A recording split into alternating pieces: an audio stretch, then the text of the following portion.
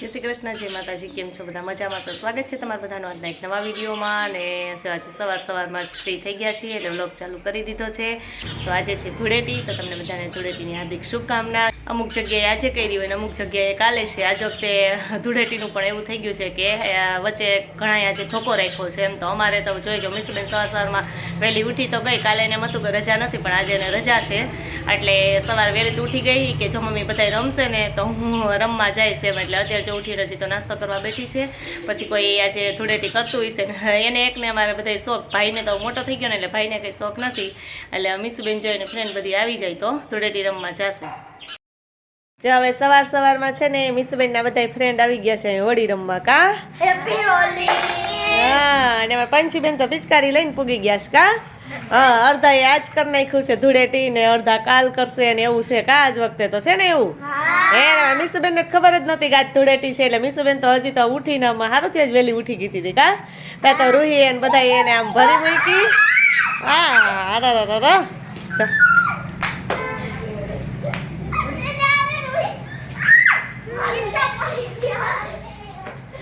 જો આજે સાંજે છે ને મારા ઢોસા બનાવવાના છે અને અત્યારે ચકડીઓમાં 10 થઈ ગયા છે. તેને સાંજનું છે ને ચોખા ને અડદની દાળને પલાળીને રાખી દીધું હતું. અને અત્યારે ઢોસાનું બેટર બનાવવું છે ને પછી એને આપણે આથાવવા માટે રાખી દઈશું સાંજ સુધી. સાંજે ઢોસા બનાવશું. જોકે મેં તો ક્યારેય બનાવ્યા નથી, આજે પહેલી વખત બનાવવાના છે.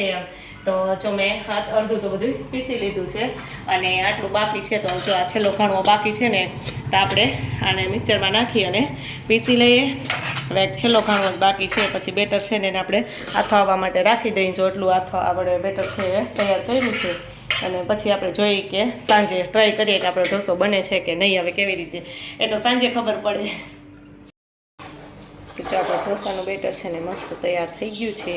અને આપણે સરસ એને હલાવી અને પછી થાળી ઢાંકી અને આથાવવા માટે સાંજ સુધી મૂકી દઈએ. ઢોસા તો આપણે સાંજે જ બનાવવાના છે.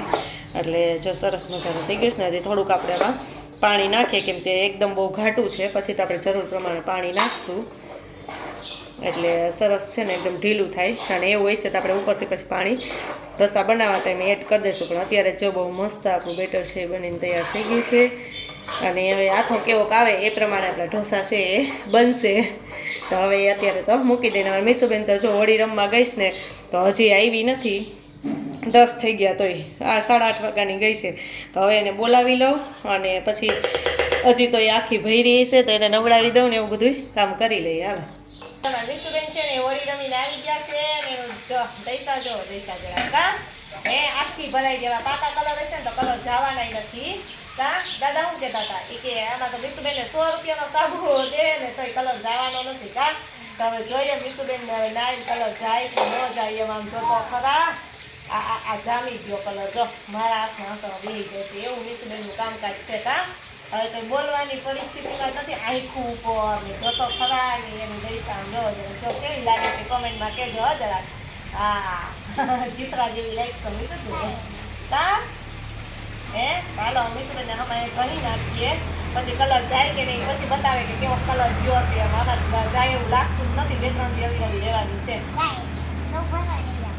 બસ એ વાત કરો, ભણવા નહીં જાવ. કારણ એ મજા આવે.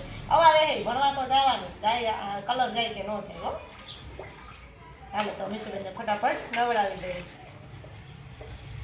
જો અત્યારે ઘડિયાળમાં થઈ ગયા છે 4:30 અને મેં સવારે કીધું હતું એમ કે મારે ઢોસા બનાવવા છે. તો જો ઢોસાનું ખીરું તો તૈયાર થઈ ગયું છે. અને હવે એને આપણે સાંભાર બનાવવાનો હોય તો હવે જો એના માટે આટલું શાકભાજી લીધું છે. જો કે આપણે જેટલું હોય એટલું લઈ શકીએ એમ. મારી પાસે 4 રીંગણા છે, 1 બટેટું લીધું છે, ગાજર લીધું છે અને ટમેટા ને ડુંગળી સરગવાની સીંગું લીધી છે. એટલું હાજરમાં હતું ને આપણે નાખશું. ને થોડીક તુવેરની દાળ, આપણે જે સંભાર બનાવતા હોય તો ખબર જ હોય કે દાળ થોડીક નાખશું આપણે. અને એમાં બધું શાકભાજી છે ને બાફવામાં નાખી દઈશું. પછી આપણે નો વઘાર કરી નાખશું. એવી રીતે આ સંભાર છે ને બનાવવાનો છે. કામીસુબેન અને મારા બેન જો નાય તો બપોરે તૈયાર તો થઈ ગયા છે પણ થોડો કલર રહી ગયો છે. કામીસુ હે હા પાકો કલર હતો ને એટલે થોડીક વારમાં તો જાય નહીં. પાછી તો મને એમ કહેશે કે મને એ કલર કાઢી જ દે. કલર કેમ કાઢવો મારે જો.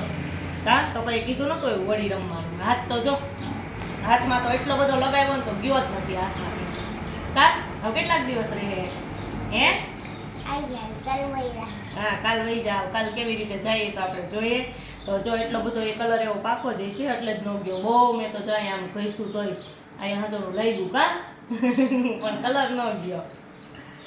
આજે મારા પપ્પાનો બર્થડે છે અને કમેન્ટમાં જરૂર હેપી બર્થડે કહી દેજો તમે ને એને બર્થડે થાય તો બર્થડે પાર્ટીમાં અમારે તો અહીંયા હે ને ઢોસા બનાવવાના હા આજે બર્થડે પાર્ટીમાં ઢોસા બનાવવાના છે કા મિસ્તુબેનના પપ્પાનો બર્થડે છે ને એટલે જ અમે ક્યારે બનાવ્યા નથી. આ તો પહેલી વખત જ બનાવી છે. બીજી બધી વસ્તુ તો ઘણી વખત અમે બનાવતા હોય બીજી બધી કા મિસ્તુબેન, અને ઢોસા ક્યારે નથી બનાવ્યા.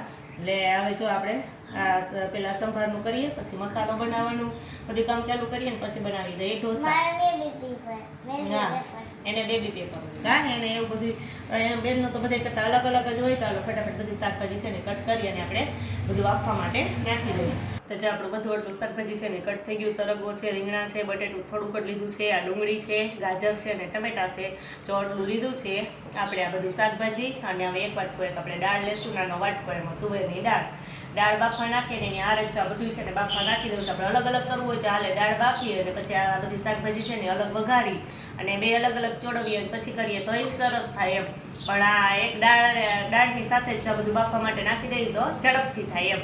એટલે મેં એવું વિચાર્યું બધું ભેગું જ આપણે બાફવા નાખી દઈએ પછી આપણે ઉપરથી વઘાર કરી નાખશું. ચાલો ફટાફટ એને બાફવા માટે નાખી દઈએ. આપણે સાંભર છે ને સરસ મજાનું બધું ચડી ગયું છે એમ કે શાકભાજી બધું મસ્ત.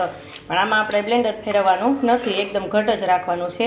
બહુ એવું થાય ને આપણે આ ઝેરણી હોય ને ઝેરણીથી જ આપણે થોડીક વાર હલાવી લેશું એટલે મસ્ત જો બનીને તૈયાર થઈ ગયો છે. ને થોડોક આપણે જો અહીંયા આંબલીનો પલ્પ લઈ લીધો છે એ આમાં ઉપરથી પછી આપણે વઘારી અને એડ કરી દઈશું. અને જે સાંભાર મસાલો તૈયાર આવે છે ને એ પણ આપણે વઘાર કરીએ અને પછી ઉપરથી જ એડ કરશું. એટલે મસ્ત જો આપણો આ સાંભાર છે ને વઘારીને તૈયાર કરી લઈએ. અને આ બાજુ જો આપણે જે ઢોસાનો મસાલો હોય મસાલો બનાવવા માટે બટેટા બાફી લીધા છે. એના બધી જો વઘાર માટેની વસ્તુ તૈયાર કરી લીધી છે. એક મરચાં, ટમેટા, ડુંગળી જો એવી રીતે પટ્ટીમાં જ આપણે કટ કરી છે.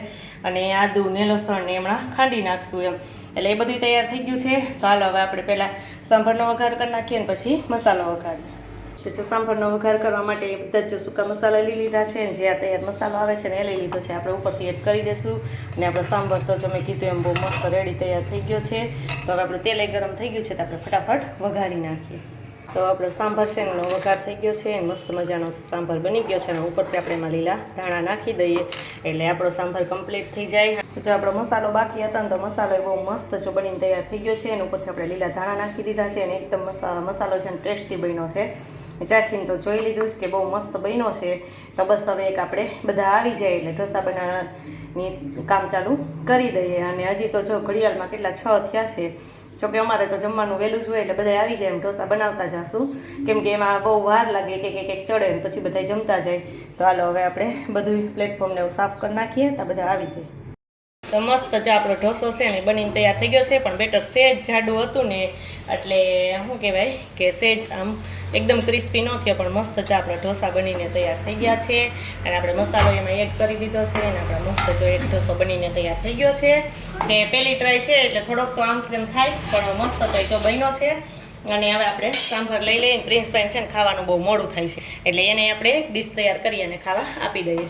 આજે મારા પપ્પાનો બર્થડે છે ને તો એના આટો છે ને મારી મમ્મી એને ઢોસા બનાવ્યા છે. સ્પેશિયલ મિસ્તુબેનના પપ્પા માટે જ કા? હા અમને મારે બર્થડે આવે છે 3 મહિના 10 તારીખ. તને કઈ નહીં બનાવી દઉં હો મારે કેક લેવાની. તાર પપ્પાને કેક કઈક બોલે હે તું શીખવાડ કઈક બોલતા શીખવાડ તાર પપ્પાને. પપ્પાને ન બોલવાનું હોય કા મારે બોલવાનું મારે મમ્મીને. તો મમ્મી એક જ બોલે એમ છે ને તો જઈને પપ્પા દીકરીએ ખાવાનું કામ ચાલુ કરી દીધું છે. હાલ આપણે ઢોસા બનવા માંડ્યા છે તો ફટાફટ બધા વારા ફરતી જમવા બેસી જાય.